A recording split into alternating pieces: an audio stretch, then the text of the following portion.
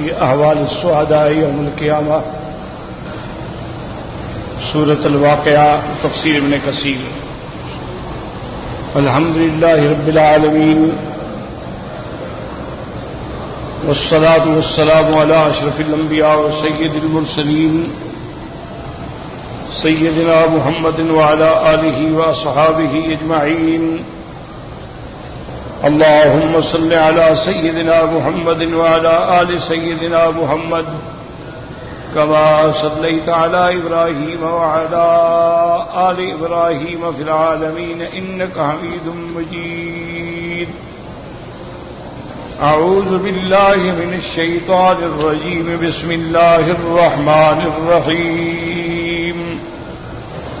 وأصحاب اليمين ما أصحاب اليمين في سدر مخضود وطلح منضود وظل ممدود وماء مسكوب وفاكهة كثيرة لا مقطوعة ولا ممنوعة وفرش مرفوعة. إنا أنشأناهن إنشاء فجعلناهن أبكارا عربا أترابا لأصحاب اليمين.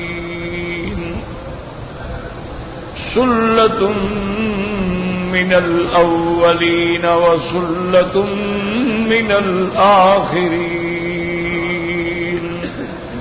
قال المؤلف المفسر رحمه الله تعالى دام النفع بعلومه وعلومكم في الدارين آمين إلى أن قال وفي حديث السور الطويل المشهور أن رسول الله صلى الله عليه وسلم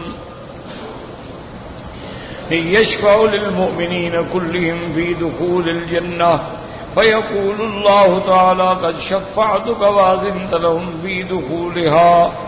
وقال رسول الله صلى الله عليه وسلم يقول والذي بعثني بالحق ما أنتم في الدنيا بأعرف بأزواجكم ومساكنكم من أهل الجنة بأزواجهم ومساكنهم فيدخل الرجل منهم على 72 زوجة ممن ينشئه الله وسنتين من ولد آدم لهما فضل على من أنشأ الله من عبادتهم الله في الدنيا.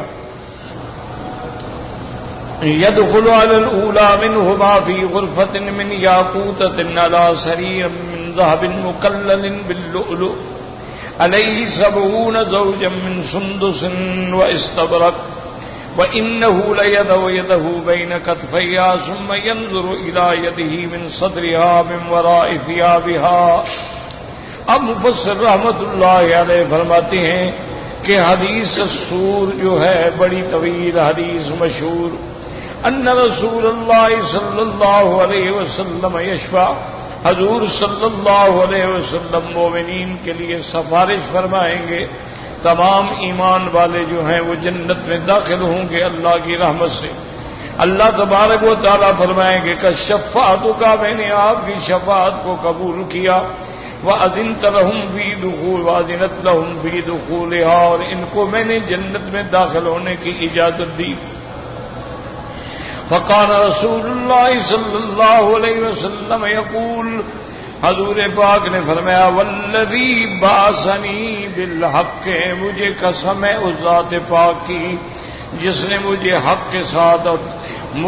کے ساتھ بھیجا ہے.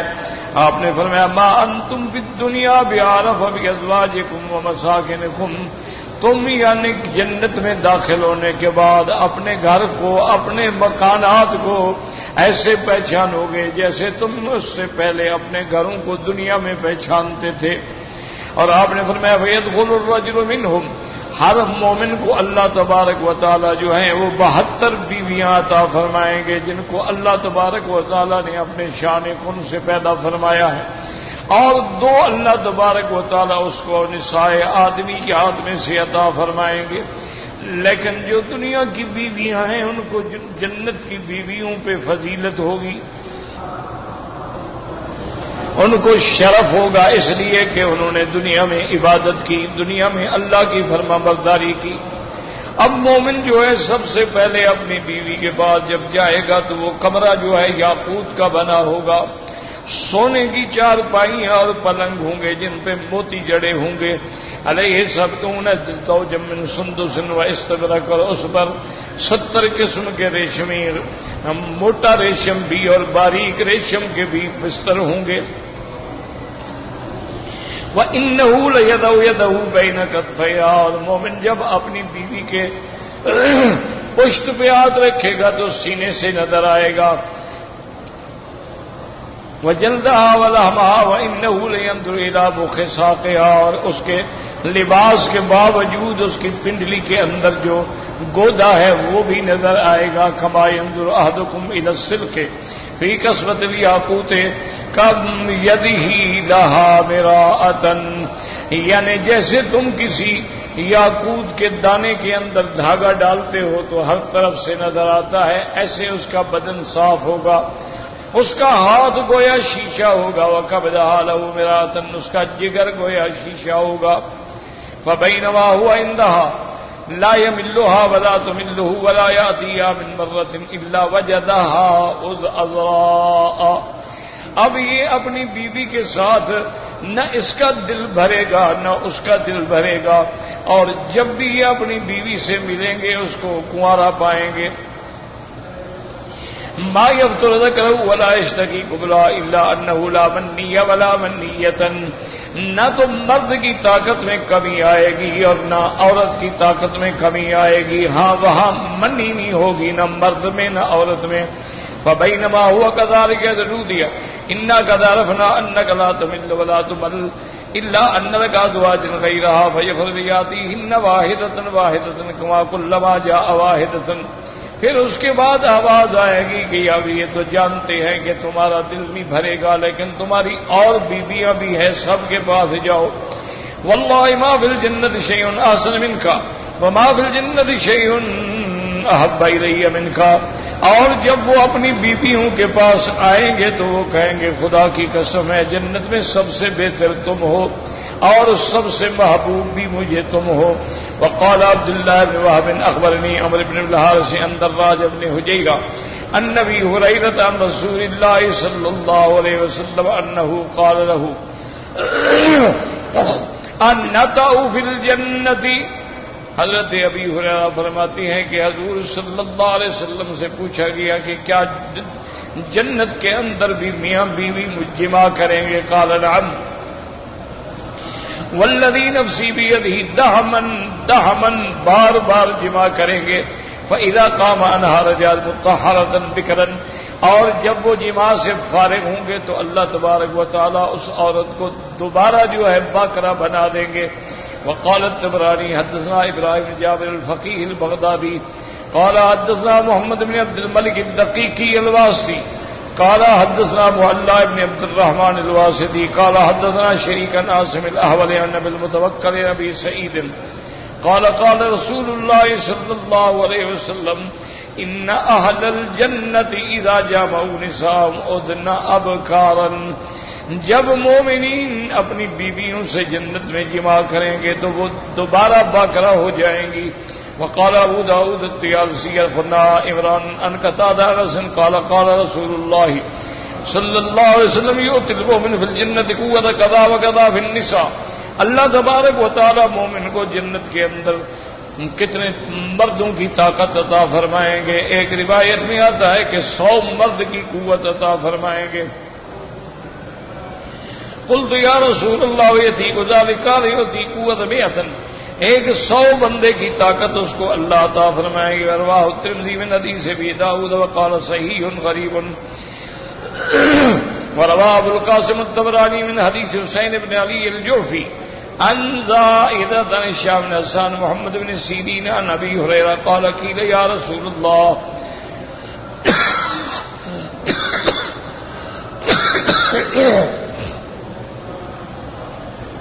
لا حول ولا قوة الا بالله لا حول ولا قوة الا بالله یا رب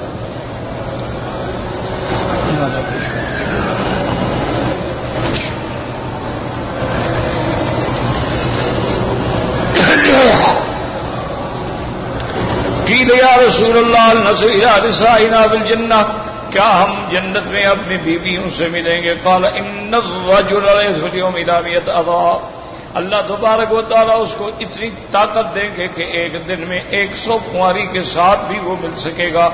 قال حافظ ابو عبداللہ المقدسی هذا الحديث عندي على شرط الصحیح واللہ اعلم۔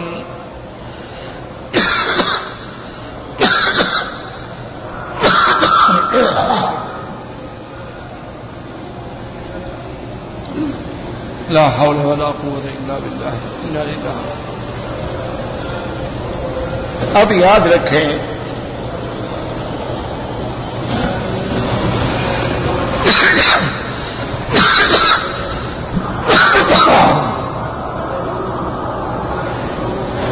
استغفر اللہ لا حول، کہ جیسے میں نے کل آپ کے عرض کیا تھا کہ جو لوگ الحمدللہ ایمان لائے ہیں اور اللہ نے انہیں قرآن پاک پر ایمان کی دولت سے نوازا ہے،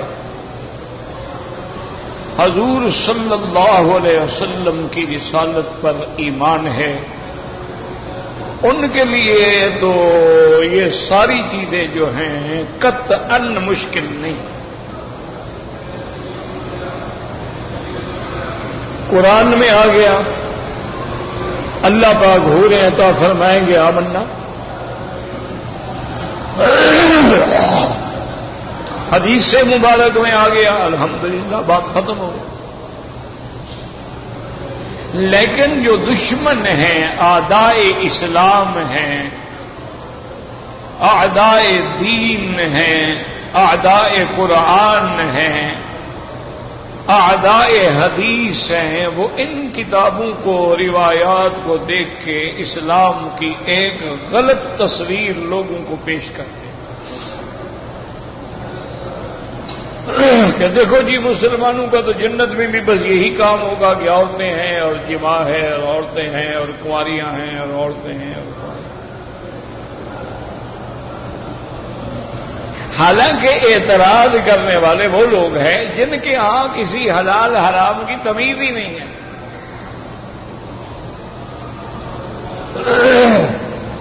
تو بات یاد رکھیں کہ شرم جو ہے وہ حرام سے ہونا چاہیے، حلال سے شرم نہیں ہوتا۔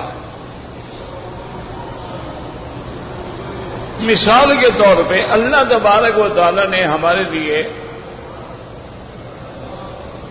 حلال چیزیں پیدا فرمائی ہیں۔ اب ایک آدمی حلال گوشت کھا رہا ہے تو کوئی بات نہیں، ایک آدمی مچھلی کھا رہا ہے کوئی بات نہیں، ایک آدمی گوشت کو بھون کے کھا رہا ہے کوئی بات نہیں، وہ کباب بنا رہا ہے کوئی بات نہیں، وہ سالن بنا رہا ہے کوئی بات نہیں، وہ مرغ مسلم بنا کوئی بات، حلال ہے کھا لیں۔ لیکن خنزیر ہو یا کتا ہو یا نجس جانور ہیں، ان کا تو ہاتھ لگانا بھی حرام ہے۔ کھانا تو بڑی بات ہے، ان کا تو ہاتھ لگانا بھی حرام ہے۔ حتیٰ کہ صحیح حدیث مبارک میں آتا ہے کہ اگر کتا کسی پانی میں منہ مارتا ہے، زبان داخل کرتا ہے، پانی پیتا ہے، تو اس برتن کو حضور پاک نے فرمایا کہ ایک دفعہ مٹی سے دھویا جائے اور 7 دفعہ اس کو پانی سے دھویا جائے۔ اور ایک حدیث میں آتا ہے 7، تو اس سے یہ ہوگا کہ 6 دفعہ پانی سے اور 1 دفعہ مٹی سے۔ وجہ کیا ہے کہ اس کے منہ کے اندر جو جرثومات ہیں وہ مٹی کے بغیر مرتے ہی نہیں۔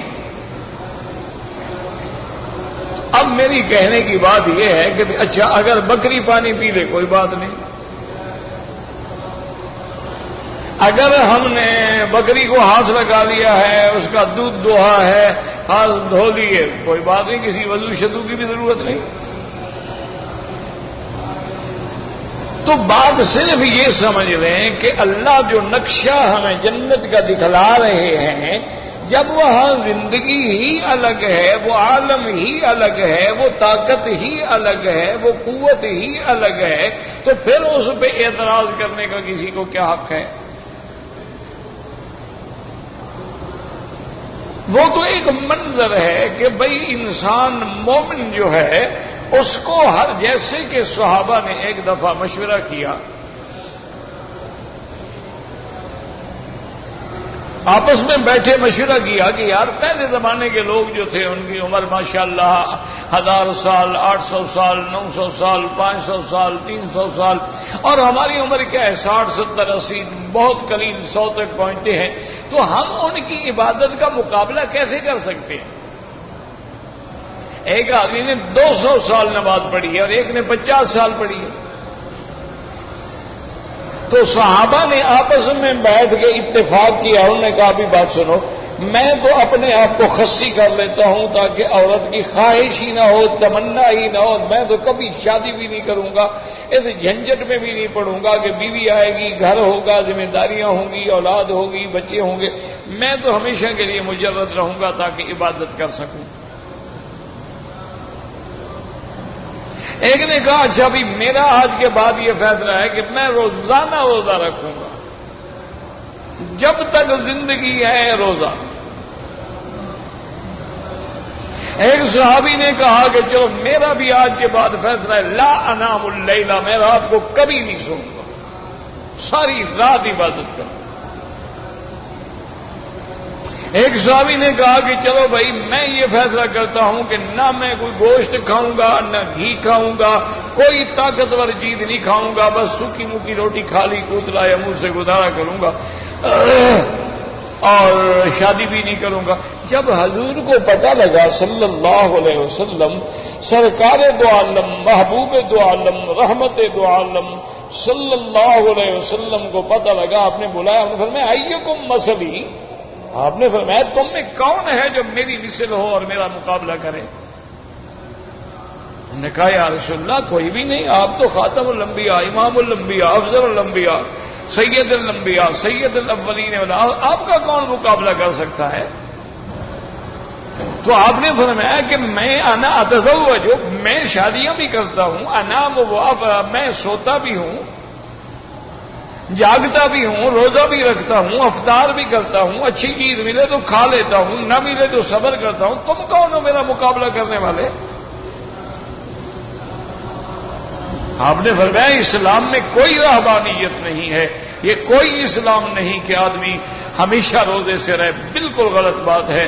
یہ کوئی اسلام نہیں کہ آدمی شادی نہ کرے، بالکل شادی بھی کرے، آتے کل ذی حق حقہ، گھر والوں کا حق بھی ادا کرے، دوستوں کا حق بھی ادا کرے، ہمسائے کا حق بھی ادا کرے، اپنے بدن کا حق بھی ادا کرے۔ لا رہبانیت فی الاسلام، اسلام کے اندر کوئی رہبانیت نہیں ہے کہ ہر چیز چھوڑ کے اور جناب جوگی بن کے درختوں کے نیچے جا کے رونی اپنا دھونی روا کے بیٹھ جاؤ، یہ تو غیر اسلامی حرکتیں۔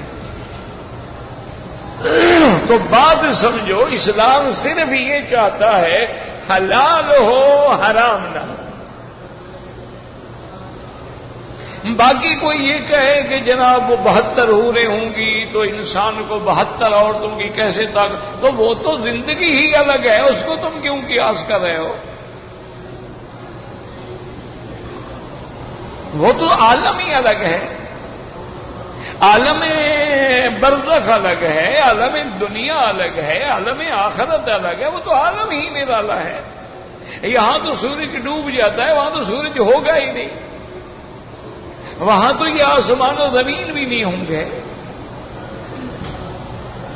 اور یہاں ہم پیدا ہوئے ہیں فنا ہونے کے لیے، اس زندگی کے بعد ہم پیدا ہوں گے باقی رہنے کے لیے، تو فانی اور باقی میں آسمان و زمین کا فرق ہے۔ اب ہم پیدا ہوئے ہیں تو فنا ہو جائیں گے، لیکن عالم آخرت کے بعد جب دوبارہ پیدا ہوں گے تو اس کے بعد کوئی فنا نہیں ہوگی۔ اللہ تبارک و تعالیٰ اپنے بندوں کو حکم دیں گے، جب جنت والے جنت میں چلے جائیں گے، جہنم والے جہنم میں چلے جائیں گے، میرے آقا محبوب دو عالم صلی اللہ علیہ وسلم نے فرمایا موت کو لایا جائے گا،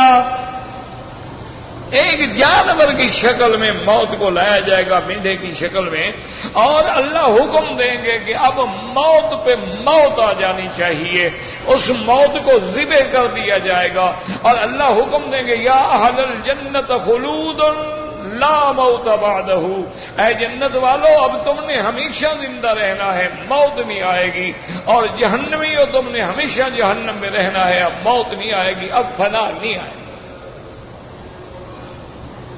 تو جب وہ عالم ہی الگ ہو تو پھر اس پہ قصے بنانے کہ جی 72 حوریں ہوں گی اور فلاں ہوگا، اور دنیا میں تو 4 کی اجازت ہے اور وہاں 72 کی کیوں ہوگی؟ دنیا کا نظام الگ ہے، آخرت کا نظام الگ ہے، برزخ کا نظام الگ ہے۔ اب دیکھو نا، دنیا میں تم رہتے ہو، ایک ملک کا الگ نظام ہے، دوسرے کا الگ نظام ہے، یہ تو صرف ملک ہیں، وہاں تو عالم ہی الگ ہوگا نا۔ اس لیے ہمیشہ یاد رکھیں کہ جو بات قرآن میں ہے یا جو بات حدیث مصطفیٰ میں ہے صلی اللہ علیہ وآلہ آلہ واصحابہ وسلم، اس پر ہمارا ایمان ہے، اور کسی کو حق نہیں پہنچتا ہے کہ وہ بلا وجہ اپنے کمزور عقل کی بنا پر اسلام کے بارے میں تشکیکات کا دائرہ وا کرے۔ اس لیے اب اللہ تبارک و تعالیٰ فرماتے ہیں عربا اترابا لاصحاب الیمین،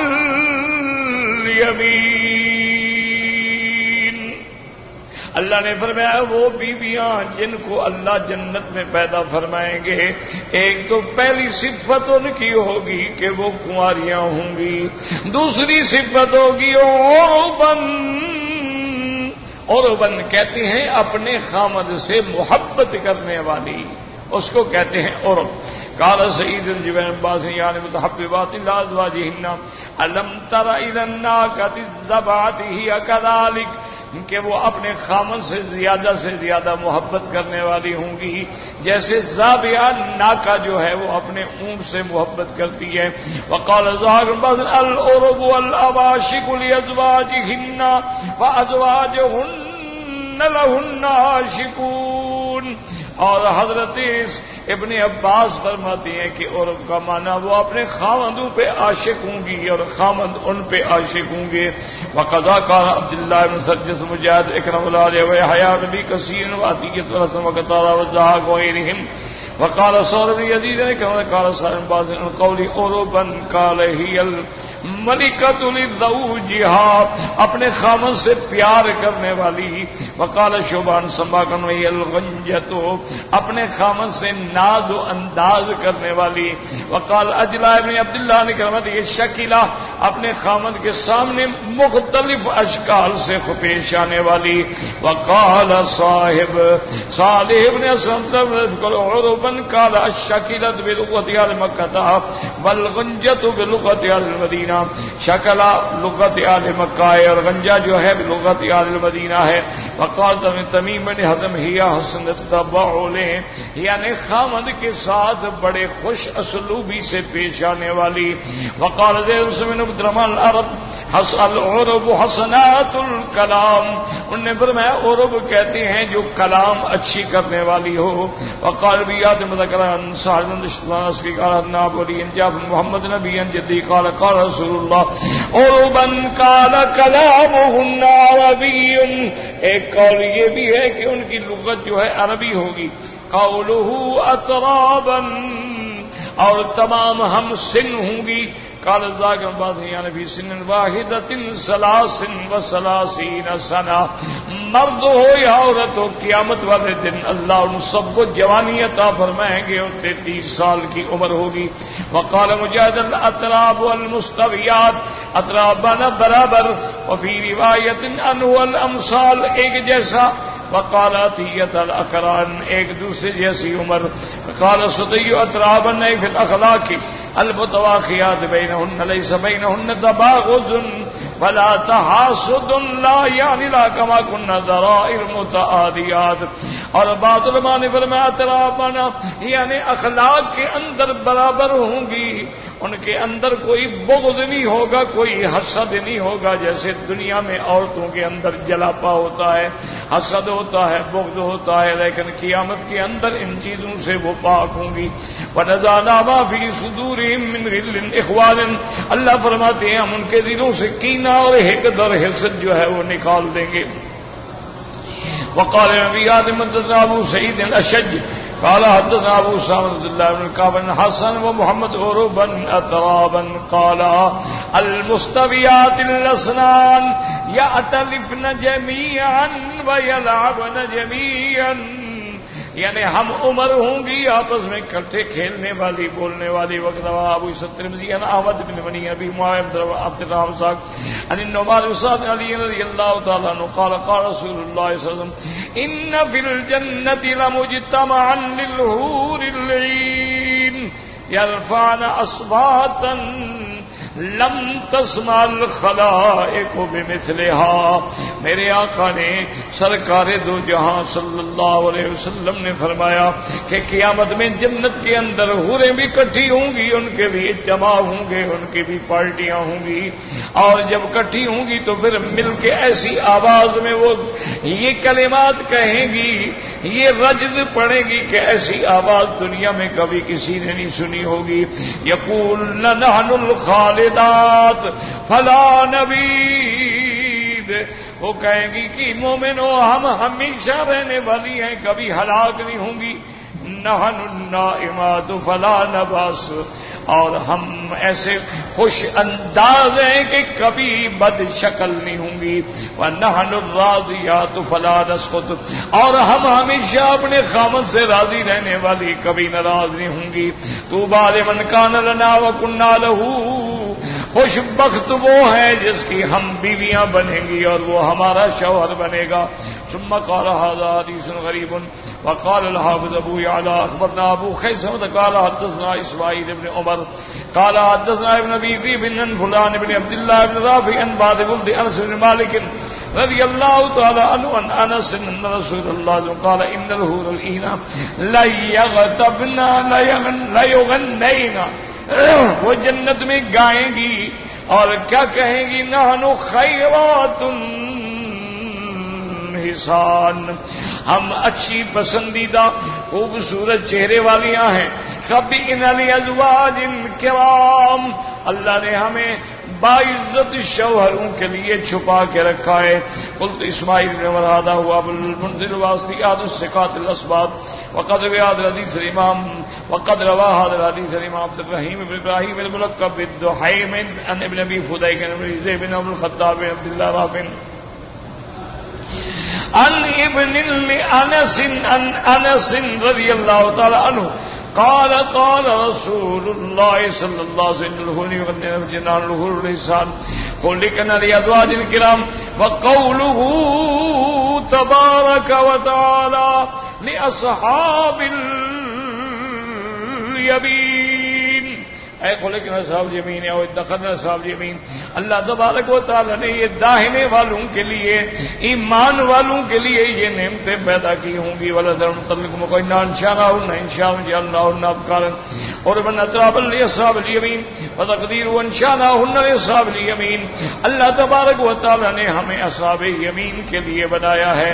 اور وہ نبی سلیمان الدارانی رحمہ اللہ قال صلیت الليلة ثم جلست ادعو وكان البرد شديدا فجعلت ادعو بيد واحدة فأخذتني عيني فنمت فرأيته لم ير مثلها وهي تقول يا أبا سليمان أتدعو بيد واحدة وأنا لك في النعيم منذ 500 سنة قلت يهد إلى آخره.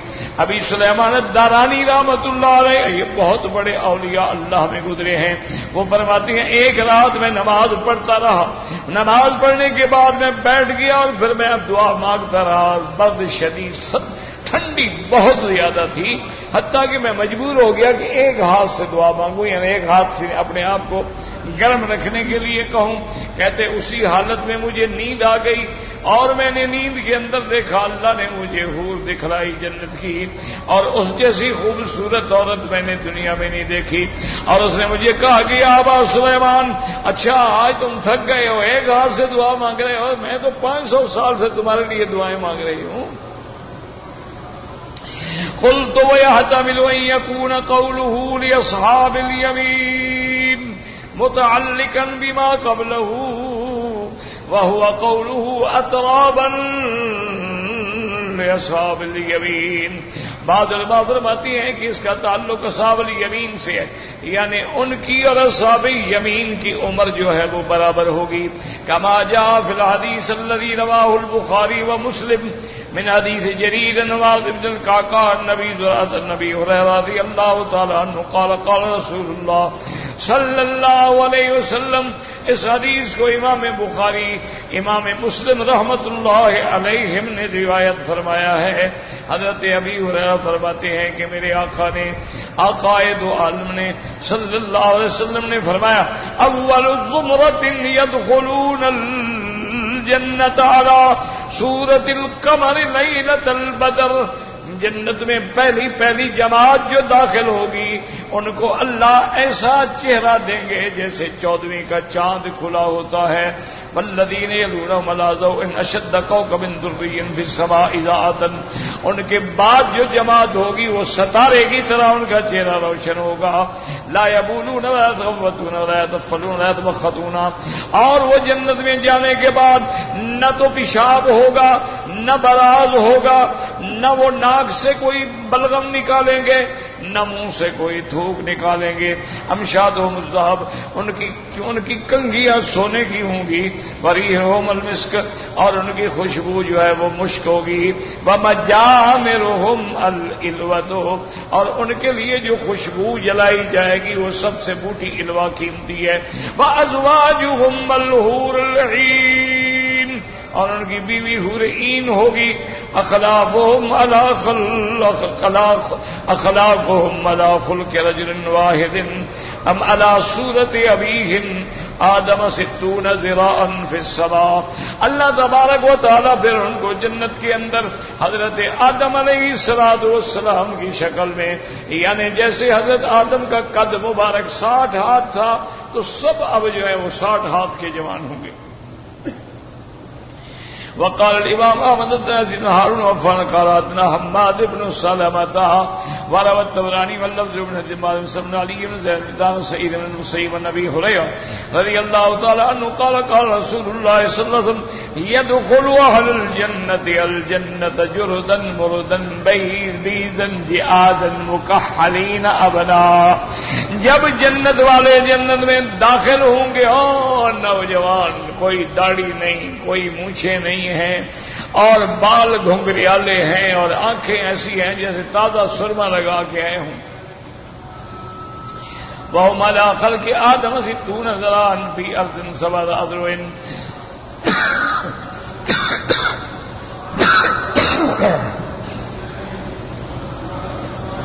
لا حول ولا قوة الا باللہ۔ وہ حضرت آدم علیہ السلام کی حیت میں ہوں گے، یعنی 60 ہاتھ ان کا قد لمبا ہوگا، 60 ہاتھ چوڑے ہوں گے۔ ورد ترمذی من حدیث ابی داؤد پیاسی عمران قطان قتادہ عن شعب ہوش بن الرحمن بن غدا بن معاذ بن جبل ان رسول اللہ صلی اللہ علیہ وسلم قال يدخل اهل الجنة جردا مردا مكحلين بني 33 سنة ثم قال حسن غريب۔ وقال ابن ابي اخبرنا عمرو بن حارث ان دراجا ابا السمح حدثه عن ابي الهيثم النبي سعيد قال قال رسول الله من مات من اهل الجنه من صغير او كبير يردون بني 33 في الجنه لا يزيدون عليها ابدا وكذلك اهل النار۔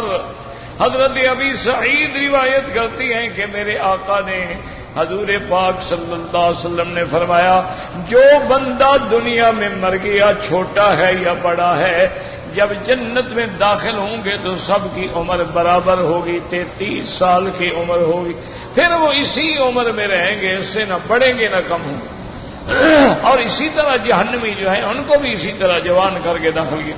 رواه الترمذي عن سويد بن سنوار عن رشدين بن سعد عن عمرو بن الحارث به وقال ابو بكر في الدنيا قال هاشم قال صفوان بن صالح قال حدثنا رواد بن جبائر الاسكراني قال حدثنا اوزاعي عن هارون بن عاصم قال قال رسول الله صلى الله عليه وسلم يدخل اهل الجنة على طول آدم 60 ذراعا بذراع الملك على حسن یوسف، قد آدم کا ہوگا، حسن یوسف کا ہوگا، اور عمر حضرت عیسیٰ جیسی ہوگی، 33 وعلى لسان محمد، اور زبان عربی ہوگی جو حضرت محمد مصطفیٰ صلی اللہ علیہ وسلم کی زبان ہے۔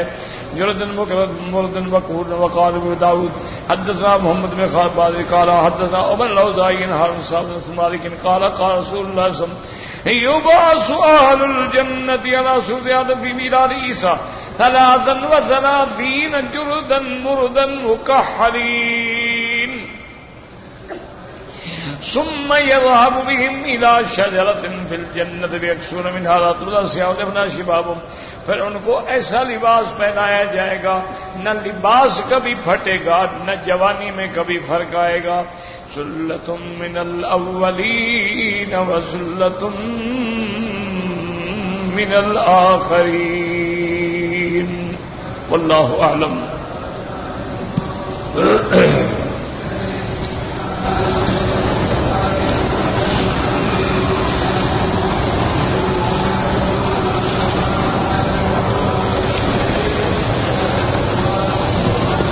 کہتے ہیں جی کہ سر پر ٹوپی ہے، رومال ہے یا پگڑی مبارک ہے، وہ ہر وقت پہننا ضروری ہے یا کبھی کبھی کسی خاص وقت کے لیے؟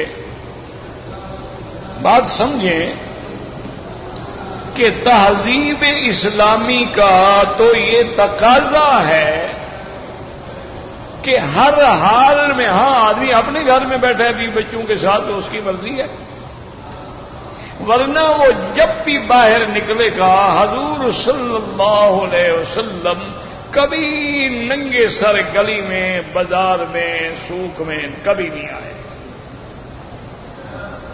اور نہ حضور صلی اللہ علیہ وسلم نے کبھی ننگے سر نماز پڑھائی ہے۔ آپ کی عادت مبارک تھی کہ نیچے ٹوپی ہوتی تھی، اوپر پگڑی مبارک، اور کبھی اگر ٹوپی مبارک نہیں ہوتی تو آپ ایسے کپڑا رکھ لیتے تھے، پھر اس کے اوپر پگڑی باندھتے، کیونکہ حضور صلی اللہ علیہ وسلم کے بال مبارک بڑے پیارے تھے اور بالوں میں آپ تیل بھی لگاتے تھے، تو اس لیے کپڑا رکھ لیتے تھے کہ پگڑی کو تیل نہ لگے۔ اور اسی طرح یاد رکھیں انبیاء ہیں، صحابہ ہیں، ائمہ مجتہدین ہیں، ائمہ محدثین ہیں، اولیاء اللہ ہیں، کسی ایک سے بھی یہ نہیں ملتا کہ وہ سر ننگا بازار میں پھرتا ہو۔ یہ عادات جو ہے نا، یاد رکھو یہ تو ہمیں اغیار سے ملی ہے، اعدائے اسلام سے ملی، کہ پگڑی باندھنا ہمارے محبوب کی سنت ہے۔ انگریز نے بدلہ لیا اسلام دشمنی کی کہ اس نے پگڑی جو ہے وہ یعنی بیرے کے سر پہ رکھی، پگڑی جو ہے وہ پی این کے سر پہ رکھی، پگڑی جو ہے وہ ہوٹل کے باہر جو آدمی کھڑا ہے پی این اس کے سر پہ رکھی، اور صاحب جو ہے وہ سر ننگا ہوگا۔ انہوں نے توہین کی حضور صلی اللہ علیہ وسلم کی پگڑی مبارک کی۔ ٹوپی جو ہے وہ انہوں نے شیف اور کک کے سر پہ رکھی کہ یہ گھٹیا لوگوں کا لباس ہے، یہ بڑے لوگوں کا لباس تھوڑا ہے۔ تو یہ ان کا انتقام تھا اسلام سے، اور استہزاء تھی سنت محمد مصطفیٰ سے. بدقسمتی یہ ہے کہ ہم مسلمان بھی ان کے طریقے پہ چل پڑے. انہوں نے پینٹ پہنی، ہم نے بھی پینٹ پہنی. انہوں نے شرٹ پہنا، ہم نے بھی شرٹ پہنی. انہوں نے گلے میں چین ڈالی، ہم نے بھی گلے میں چین ڈالی. انہوں نے کانوں میں بالے پہنے، ہم نے بھی کانوں میں بالے پہنے. انہوں نے بھی بال رکھے، ہم نے بھی بال رکھے. انہوں نے بال منڈوا ڈالے، ہم نے بھی منڈوا ڈالے. وہ سر ننگے رہے، ہم بھی سر ننگے رہے.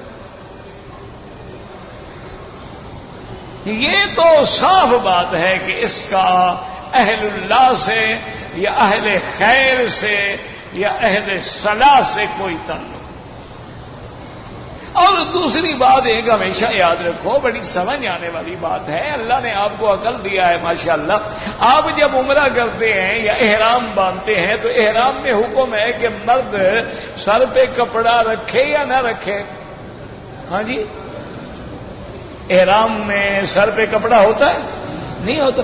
تو جب پہلے ہی نہ ہو تو پھر احرام میں حکم دینے کی کیا ضرورت تھی؟ اگر ہم تھے ہی سر ننگے تو پھر اسلام نے یہ کیا حکم دیا کہ حالت احرام میں سر پہ کپڑا نہ رکھو؟ اور اسلام تو تمہیں اتنے آداب سکھلاتا ہے کہ حمام میں بھی سر ننگا کر کے نہ جاؤ، سر پہ ٹوپی یا کپڑا رکھو.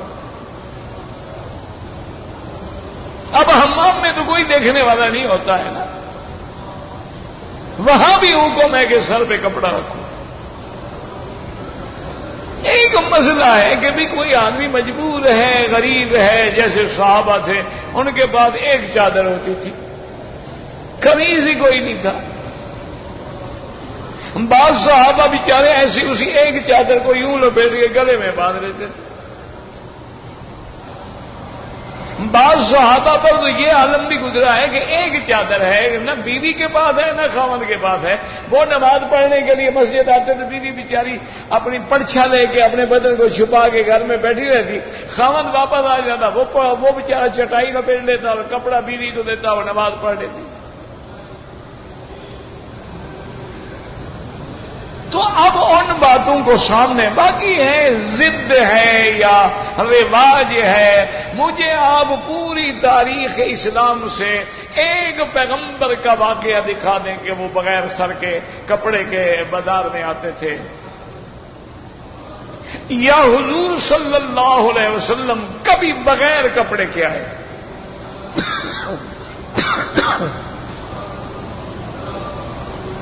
اگر ہے تو آمنا و صدقنا. ہاں ایک مسئلہ ہے کہ نہیں ہے تو کوئی بات نہیں، قمیض بھی نہ ہو تو نماز پڑھ لو. ایک آدمی کی قمیض ہی نہیں ہے تو کیا کرے گا؟ نماز تو نہیں چھوڑ دے گا، نماز تو پڑھے گا. اب ہم تو میرا بھائی ہر بات میں اغیار کے راستے پہ چل نکلے ہیں اور وہ یہ چھوٹی چھوٹی بحثیں کر رہے ہیں. اور جی ہر وقت پگڑی ہونی چاہیے، اور جی ہر وقت نہیں ہونی چاہیے، ہر وقت سر ہونا چاہیے. کبھی کبھی سر کو بھی اتار کے گھر رکھ لیا کرو. اگر سر ہونا چاہیے بھائی، فقہا نے تو اتنی بڑی باتیں، اتنا بڑا علم لکھا ہے.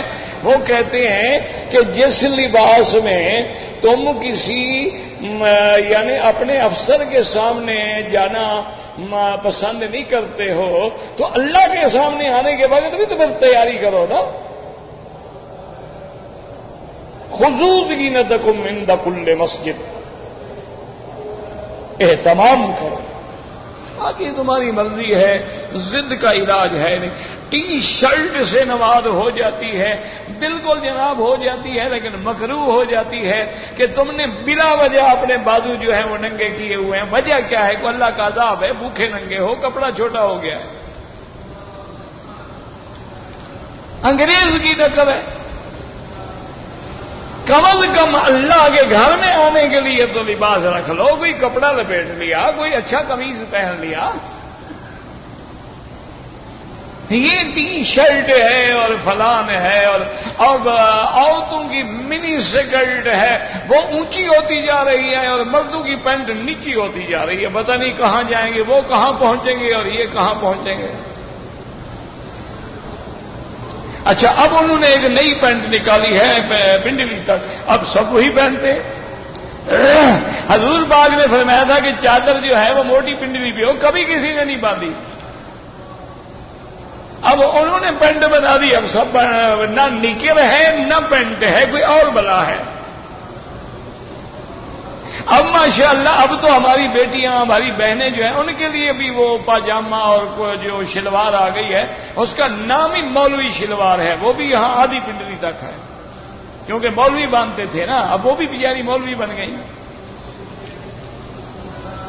انا للہ و انا الیہ راجعون.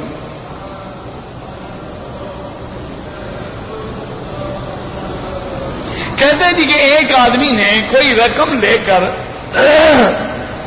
کسی کاروبار دوست سے کاروبار شروع کیا. اس نے کہا کہ جو نفع ہوگا نقصان ہوگا وہ میرا ہے، میں تمہیں ایک مقررہ مدت میں اتنی نفع دوں گا. یہ خالص حرام ہے، سود اسی کو تو کہتے ہیں.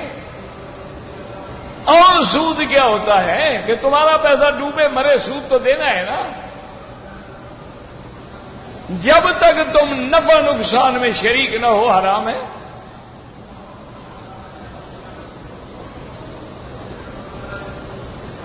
کہتے ہیں جی کہ وہ جو آیت مبارک ہے لیس لہا من دون اللہ کاشفا، اول آخر درود شریف پڑھیں، ایک دفعہ بسم اللہ پڑھیں، پھر پڑھتے رہیں.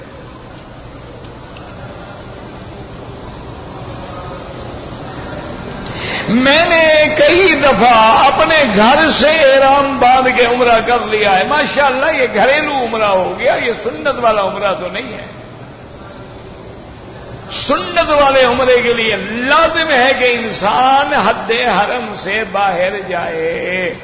اگر گھر سے احرام باندھنا عمرے کا جائز ہوتا تو بی بی عائشہ پھر معاوضہ سے باندھ کے عمرہ کر رہی، تنعیم جانے کی کیا ضرورت تھی؟ ان کو حضور پاک نے وہاں کیوں بھیجا؟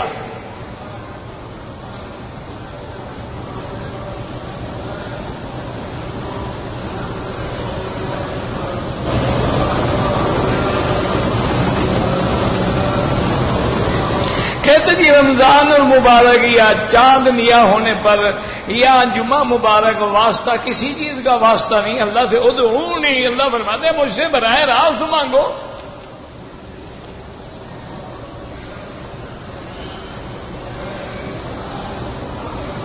کہتے ہیں کہ اذا اعطوا الحق، جب کسی کو حق بات کہی جائے قبول کرے، جب مانگا جائے خرچ کرے، جب عدل کرنا ہو تو جیسے اپنے نفس کے لیے چاہتا ہے لوگوں سے بھی انصاف کرے. کیوں مانا سمجھ نہیں آتا جناب؟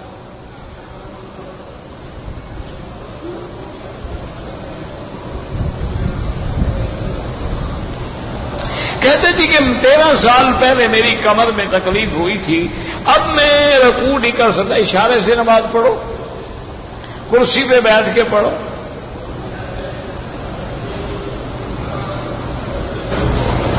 کہتے جی کہ حضور پاک نے اپنی بیٹی کو جو طلاق دی تھی وہ ایک طلاق دی تھی، طلاق رجعی تھی، تبھی تو اللہ نے فرمایا راجعھا، رجوع کرو، انہا صوامۃ قوامۃ. اگر رجوع والی طلاق نہ ہوتی، قرآن خود کہتے فلا تحل لہ من بعد حتی تنکح زوجا غیرہ. یہاں تو اللہ خود فرما رہے ہیں راجعھا کہ میرے مدنی اپنی بیوی سے طلاق کا رجوع کر لو، فإنہا صوامۃ قوامۃ. اور پھر اللہ کا نبی کیوں 3 طلاقیں یا 2 طلاقیں دے؟ جب سنت یہ ہے کہ آدمی طہر میں 1 طلاق دے تو اللہ کے نبی اپنی سنت پہ عمل نہیں فرمائیں گے.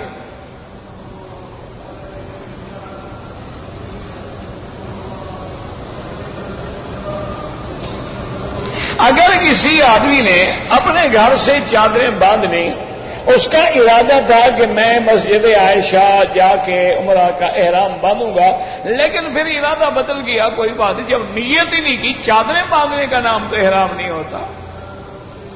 احرام تب ہوگا جب تم نیت کرو گے اور لبیک پڑھو گے. ایسے چادریں باندھ کے تو ساری زندگی پھرتے رہو.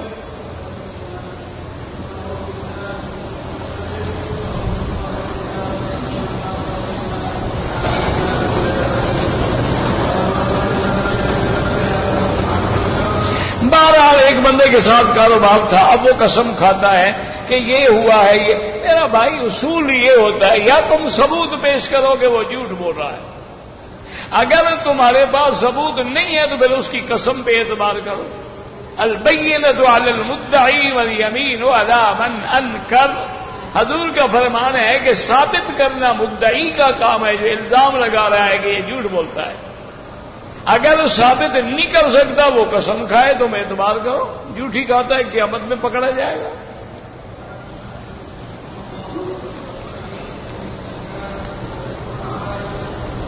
اللہ تبارک و تعالی بچوں کے امتحان ہو رہے ہیں، سب کو کامران و کامیاب فرمائیں.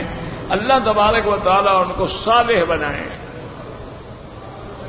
اور اللہ تبارک و تعالی جو زندہ ہیں ان کی ہدایت و مغفرت فرمائیں، جو فوت ہو گئے انہیں جنت نصیب فرمائیں.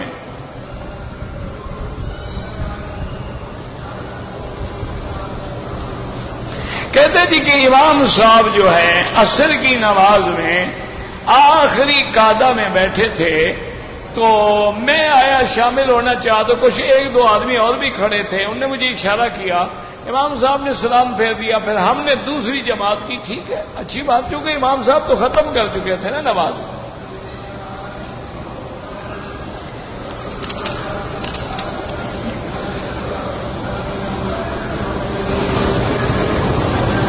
ایک عورت ہے اگر وہ ریاض سے بس میں کسی گروپ کے ساتھ شامل ہو کر بغیر محرم کے آ جائے عمرہ کرنے کے لیے، عمرہ تو ہو جائے گا لیکن وہ گناہگار ہے کہ اس نے اللہ کے نبی کے حکم کو توڑا ہے. بغیر محرم سفر کرنا حرام ہے، اس کو ناجائز ہے. توبہ کریں اور آئندہ کبھی ایسی غلطی نہ کریں. عمرہ تو ایک نفلی عبادت ہے، وہ اللہ کے نبی کے حکم کو توڑ رہی ہے. بغیر محرم کے سفر کرنا حرام ہے. اگر محرم نہ ہو، مثلا ایک عورت ہے، پیسہ ہے، دولت ہے، سب کچھ ہے، محرم نہیں ہے، اللہ فرماتا ہے میرا حج چھوڑ دے، کوئی بات نہیں، لیکن بغیر محرم کے سفر نہ کرے. تو بغیر محرم کے عمرہ کرنا بھی ناجائز، حج کرنا بھی ناجائز، اور مطلق سفر کرنا بھی ناجائز. اللہ عورت کی عزت کی اتنا قیمت سمجھتے ہیں کہ حج چھوڑ دو لیکن بغیر محرم کے سفر نہ. کیوں؟ بغیر محرم اس کی عزت پہ حملہ ہو سکتا ہے، شیطان حملہ کر سکتا ہے. حدیث میں آتا ہے کہ جب عورت اکیلے نکلتی ہے تو شیطان اس کے ساتھ ہو جاتا ہے. تو جب شیطان ساتھ ہوگا تو کسی وقت بھی آدمی بھٹک سکتا ہے.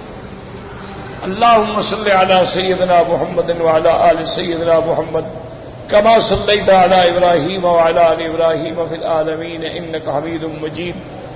اللهم أنت ربي لا إله إلا أنت الأحد الصمد الفرد الذي لم يلد ولم يولد ولم يكن له كفوا أحد. اللهم أنت ربي لا إله إلا أنت الحنان المنان بديع السماوات والأرض يا ذا الجلال والإكرام يا ذا الجلال والإكرام يا ذا الجلال والإكرام. اللهم سلمنا ولا تسلمنا وامنحنا ولا تمتحنا. اللهم أكرمنا ولا تهنا. اللهم زدنا ولا تنقصنا. اللهم أعطنا ولا تحرمنا. اللهم آثرنا ولا تؤثر علينا. اللهم اجعلنا في ضمانك وأمانك وإحسانك. اللهم مذهب الباس رب الناس اشف أنت شافي لا شفاء إلا شفاؤك شفاؤك لا يغادر سقما. اللهم اشفنا واشف مرضانا وارحم موتانا واستجب دعاءنا ولا تخيب رجاءنا برحمتك يا أرحم الراحمين. اللهم يسر أمورنا اللهم يسر أمورنا فرج همومنا اقض حاجاتنا يا قاضي الحاجات يا سميع الدعاء يا مستجيب الدعوات. اللهم انصر الإسلام والمسلمين. اللهم احفظ سائر بلاد المسلمين وهذا البلد الأمين فاجعلها آمنا مطمئنا سخاء رخاء إلى يوم الدين برحمتك يا أرحم الراحمين. وصلى الله تعالى على خير خلقه سيدنا محمد وعلى آله وصحبه أجمعين.